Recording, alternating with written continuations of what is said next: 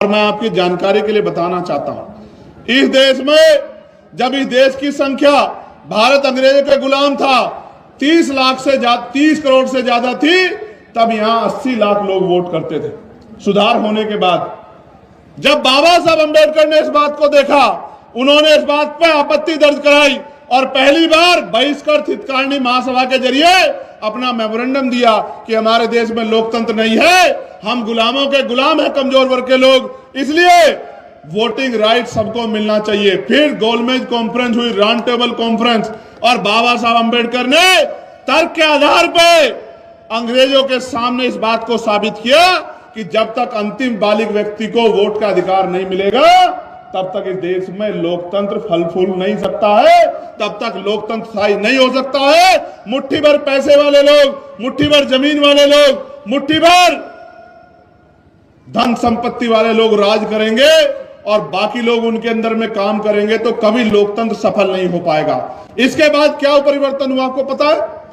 इसके बाद यह परिवर्तन हुआ कि कमजोर वर्गों को वोट का अधिकार मिला। मैं आपको और जानकारी देता हूं, उन 80 लाख वोटर में एक भी महिला नहीं थी, किसी भी धर्म की, किसी भी जाति की।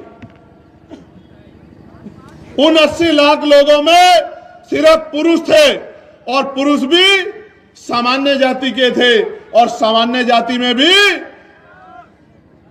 जो संपन्न थे, उन संपन्न जाति के, सामान्य जाति के लोग वोट करते थे। आप महसूस करके देखो, अमीर अगर वोट करेगा तो गरीब को करेगा या अमीर को करेगा? बताओ आप मुझे, किसे करेगा? गरीब को अमीर वोट कर सकता है?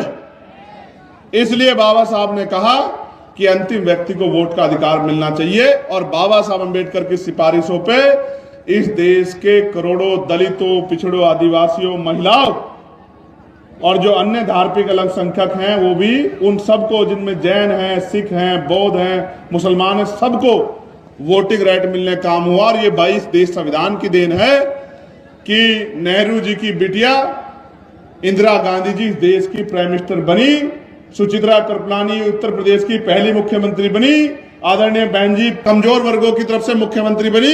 ये अगर किसी तरह संभव हुआ है तो ये बाबा साहब अंबेडकर के संविधान में जो वोट का अधिकार है उसकी वजह से संभव हुआ।